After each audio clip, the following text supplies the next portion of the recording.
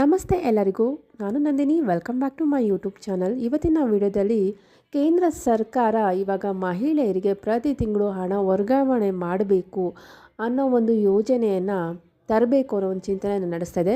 ಹೇಗೆ ನಮ್ಮ ಕರ್ನಾಟಕದಲ್ಲಿ ಗೃಹಲಕ್ಷ್ಮಿಯರಿಗೆ 2,000 ರೂಪಾಯಿ ಕೊಡ್ತಾ ಇದ್ದಾರೋ ಅದೇ ರೀತಿಯಾಗಿ ಇಡೀ ದೇಶದ ಜನರಿಗೆ ಅಂದರೆ ಮಹಿಳೆಯರಿಗೆ ಪ್ರತಿ ತಿಂಗಳು ಹಣ ವರ್ಗಾವಣೆ ಆಗಬೇಕು ಅನ್ನೋ ಒಂದು ಮಾದರಿಯಲ್ಲಿ ಯೋಜನೆಯನ್ನು ತರಬೇಕು ಅಂತ ಇವಾಗ ಮೋದಿ ಸರ್ಕಾರ ನಿರ್ಧಾರ ಮಾಡ್ತಿದೆ ಅನ್ನೋ ಒಂದು ಮಾಹಿತಿಗಳು ಇವಾಗ ಟಿ ವಿ ಮಾಧ್ಯಮದಲ್ಲೆಲ್ಲ ಹಾಗೂ ನ್ಯೂಸ್ ಪೇಪರಲ್ಲೂ ಸಹ ಬರ್ತದೆ.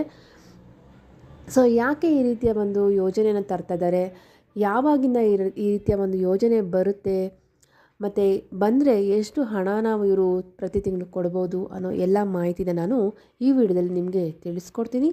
ಅದಕ್ಕೂ ಮುಂಚೆ ನೀವೇನಾದ್ರು ಹೊಸದಾಗಿ ನಮ್ಮ ಚಾನಲ್ ನೋಡ್ತಾ ಇದ್ದರೆ ಪ್ಲೀಸ್ ಸಬ್ಸ್ಕ್ರೈಬ್ ಮಾಡ್ಕೊಂಡು ನೋಡಿ. ಹಾಗೆ ವಿಡಿಯೋನ ಕಂಪ್ಲೀಟಾಗಿ ವಾಚ್ ಮಾಡಿದ್ರೆ ನಿಮಗೆ ಮಾಹಿತಿ ಕೂಡ ಕಂಪ್ಲೀಟಾಗಿ ಅರ್ಥ ಆಗುತ್ತೆ. ಬನ್ನಿ ಈಗ ವಿಡಿಯೋನ ಸ್ಟಾರ್ಟ್ ಮಾಡೋಣ.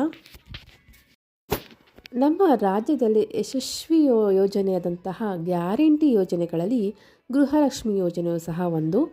ಈ ಒಂದು ಯೋಜನೆ ಬಹಳ ಯಶಸ್ವಿಯಾದ ಕಾರಣ ಕೇಂದ್ರ ಸರ್ಕಾರವು ಸಹ ಈ ಒಂದು ಯೋಜನೆಯ ತಿರುಗಿ ನೋಡೋವಂತಾಗಿದೆ.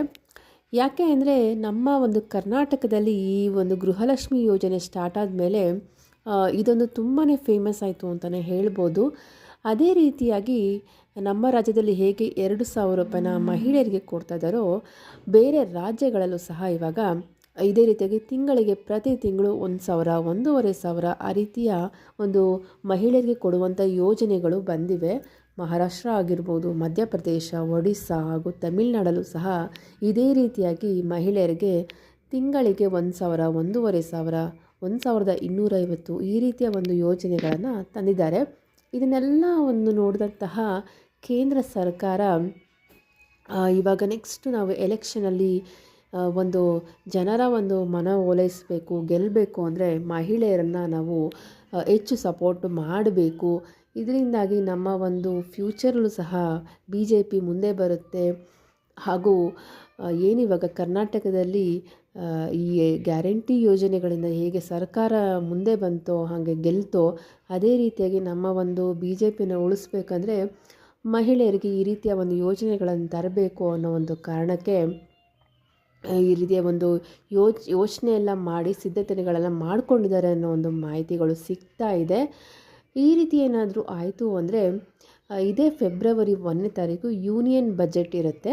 ಅದರಲ್ಲಿ ನಿರ್ಮಲಾ ಸೀತಾರಾಮ್ ಅವರು ಈ ರೀತಿಯ ಮಹಿಳೆಯರಿಗೆ ಒಂದು ಹಣ ವರ್ಗಾವಣೆ ಮಾಡುವಂತಹ ಯೋಜನೆಗಳನ್ನು ಘೋಷಿಸುವ ಸಾಧ್ಯತೆ ಇದೆ ಅಂತ ಈಗ ಟಿ ವಿ ಮಾಧ್ಯಮಗಳಲ್ಲಿ ನ್ಯೂಸ್ ಪೇಪರಲ್ಲೂ ಸಹ ಇವಾಗ ವರದಿ ಆಗ್ತಾ ಇದೆ. ಆ ರೀತಿ ಏನಾದರೂ ಆಯಿತು ಅಂದರೆ ನಮ್ಮ ಇಡೀ ದೇಶದ ಜನತೆಗೆ ತಿಂಗಳಿಗೆ ಅದು 1,000 ಆಗಿರ್ಬೋದು, 1,500 ಆಗಿರ್ಬೋದು, ಇಲ್ಲ 2,000 ಆಗಿರ್ಬೋದು, ಯಾವ ರೀತಿ ಕೇಂದ್ರ ಸರ್ಕಾರ ನಿರ್ಧಾರ ತಗೊಳುತ್ತೋ ಅದೇ ರೀತಿಯಲ್ಲಿ ಪ್ರತಿ ತಿಂಗಳಿಗೆ ಮಹಿಳೆಯರಿಗೆ ಹಣ ವರ್ಗಾವಣೆ ಆಗುತ್ತೆ. ಮೊದಲು ಗ್ಯಾರಂಟಿ ಯೋಜನೆಗಳ ವಿರೋಧಿಯಾಗಿದ್ದಂಥ BJP ಸರ್ಕಾರ ಈಗ ಈ ಒಂದು ಗ್ಯಾರಂಟಿ ಯೋಜನೆಗಳ ಯಶಸ್ಸನ್ನು ಕಂಡ ಮೇಲೆ ತಾವು ಸಹ ಇದೇ ರೀತಿಯ ಒಂದು ಯೋಜನೆಗಳನ್ನು ತರಬೇಕು ಅಂತ ಸಿದ್ಧತೆ ಮಾಡ್ಕೊಂಡಿದ್ದಾರೆ. ಈ ರೀತಿ ಏನಾದರೂ ಆಯಿತು ಅಂದರೆ ನಮ್ಮ ಒಂದು ಮಹಿಳೆಯರಿಗೆ ಅನುಕೂಲ ಅಲ್ವಾ. ಎಷ್ಟೋ ಜನ ರಾಜಕಾರಣಿಗಳು ಬೇಕಾದಷ್ಟು ಹಣನ ಮಾಡ್ಕೊತಾರೆ. ಹಾಗೆ ಇದರಿಂದಾಗಿ ಅವರು ರಿಚ್ ಆಗ್ತಾರೆ ಹೊರತು ನಮ್ಮ ಒಂದು ಬಡ ಜನರಾಗೇ ಇರ್ತಾರೆ. ಸೊ ಹಾಗಾಗಿ ದೇಶದ ಅಭಿವೃದ್ಧಿ ಜೊತೆಗೆ ಬಡ ಜನರನ್ನು ಸಹ ಇವರು ಸಪೋರ್ಟ್ ಮಾಡಬೇಕಾಗಿದೆ ರಾಜಕಾರಣಿಗಳು. ಸೊ ಈ ರೀತಿಯ ಒಂದಷ್ಟು ಯೋಜನೆಗಳು ಬರೋದ್ರಿಂದ ಬಡ ಜನರಿಗೆ ತುಂಬಾ ಅನುಕೂಲ ಆಗೋದ್ರಲ್ಲಿ ಯಾವುದೇ ಒಂದು ಡೌಟ್ ಇಲ್ಲ. ನಿಮಗೆಲ್ಲ ಗೊತ್ತಿರೋ ಹಾಗೆ ಇವಾಗ ಎಷ್ಟು ಬೆಲೆ ಏರಿಕೆ ಆಗಿದೆ ಅಲ್ವಾ. ಪ್ರತಿಯೊಂದು ಕೂಡ ಇವಾಗ ಬೆಲೆ ಏರಿಕೆ ಆಗಿದೆ. ಹಾಗಾಗಿ ಬಡ ಜನರು ಜೀವನ ಮಾಡೋದೇ ಇವಾಗ ಕಷ್ಟ ಆಗಿದೆ. ಒಂದು ಎಜುಕೇಷನ್ನು, ಹಾಸ್ಪಿಟಲ್ ಅಂತ ಹೋದರೆ ಎಷ್ಟು ದುಡ್ಡು ಖರ್ಚಾಗುತ್ತೆ. ಸೊ ಅದರಿಂದಾಗಿ ಇದನ್ನೆಲ್ಲ ಗಮನದಲ್ಲಿ ಇಟ್ಕೊಂಡು ಸರ್ಕಾರ ಮಹಿಳೆಯರಿಗೆ 1,000 ಇಂದ 1,500, 2,000 ಅಂತ ದುಡ್ಡನ್ನು ಕೊಡೋದ್ರಿಂದ ಅವರ ಒಂದು ಮನೆ ಖರ್ಚಿಗಾಗಿರ್ಬೋದು, ಇಲ್ಲ ಮಕ್ಕಳ ಒಂದು ಎಜುಕೇಷನ್ ಆಗಿರ್ಬೋದು, ಇಲ್ಲ ಹಾಸ್ಪಿಟಲ್ ಬಿಲ್ಗಳನ್ನು ಕಟ್ಟೋದಕ್ಕಾದರೂ ಒಂದು ಸ್ವಲ್ಪ ಹೆಲ್ಪ್ ಆಗುತ್ತೆ ಅಂತಲೇ ಹೇಳ್ಬೋದು.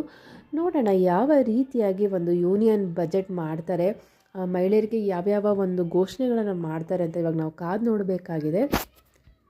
ಇದರ ಬಗ್ಗೆ ನಿಮ್ಮ ಅಭಿಪ್ರಾಯಗಳನ್ನು ಸಹ ನೀವು ಕಮೆಂಟ್ ಸೆಕ್ಷನ್ ತಿಳಿಸ್ಬೋದು.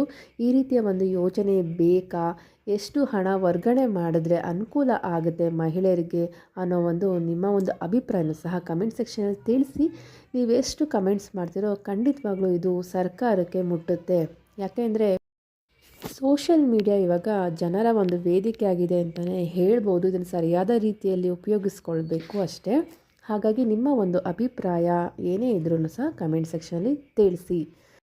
ಮತ್ತು ಯೂನಿಯನ್ ಬಜೆಟ್ ಆದಮೇಲೆ ಯಾವ ಒಂದು ಘೋಷಣೆ ಮಾಡಿದ್ದಾರೆ ಅನ್ನೋದನ್ನು ಮತ್ತೆ ನಾನು ವಿಡಿಯೋ ಮಾಡಿ ನಿಮಗೆ ತಿಳಿಸ್ಕೊಡ್ತೀನಿ. ಯಾವ್ಯಾವ ಅಪ್ಡೇಟ್ಗಳು ಬಂದಿದೆ, ಏನು ಯೋಜನೆಗಳನ್ನು ಮಹಿಳೆಯರಿಗೆ ತಂದಿದ್ದಾರೆ ಅಂತ ಎಲ್ಲನೂ ನಾನು ನಂತರ ಈ ಬಜೆಟ್ ಆದಮೇಲೆ ನಿಮಗೆ ತಿಳಿಸ್ಕೊಡ್ತೀನಿ. ಈ ಎಲ್ಲ ಮಾಹಿತಿನ ನೀವು ಪಡ್ಕೋಬೇಕು ಅಂದರೆ ಏನು ಮಾಡಬೇಕು ಅಂದರೆ ನಮ್ಮ ಚಾನಲ್ನ ಸಬ್ಸ್ಕ್ರೈಬ್ ಮಾಡ್ಕೋಬೇಕು. ಹಾಗೆ ಬೆಲ್ ಐಕನ್ನ ನೀವು ಕ್ಲಿಕ್ ಮಾಡೋದ್ರಿಂದ ಯಾವುದೇ ಒಂದು ಹೊಸ ವಿಡಿಯೋನ ನಾನು ಮಾಡಿದಾಗ ನಿಮಗೆ ನೋಟಿಫಿಕೇಷನ್ ಸಿಗುತ್ತೆ. ಸೊ ಹಾಗಾಗಿ ಯಾವುದೇ ಒಂದು ಹೊಸ ಅಪ್ಡೇಟ್ ಬಂದಾಗ ನೀವು ಎಲ್ಲನೂ ಮಾಹಿತಿನ ಪಡ್ಕೋಬೋದು. ಈ ಮಾಹಿತಿ ನಿಮಗೆ ಸ್ವಲ್ಪ ಆದರೂ ಯೂಸ್ಫುಲ್ ಅನಿಸಿದರೆ ಲೈಕ್ ಮಾಡಿ ಹಾಗೂ ಎಲ್ಲರಿಗೂ ಶೇರ್ ಮಾಡಿ. ಮತ್ತೆ ಸಿಗೋಣ ಮುಂದಿನ ವಿಡಿಯೋದಲ್ಲಿ. ವಿಡಿಯೋ ನೋಡಿದ್ದಕ್ಕಾಗಿ ಧನ್ಯವಾದಗಳು.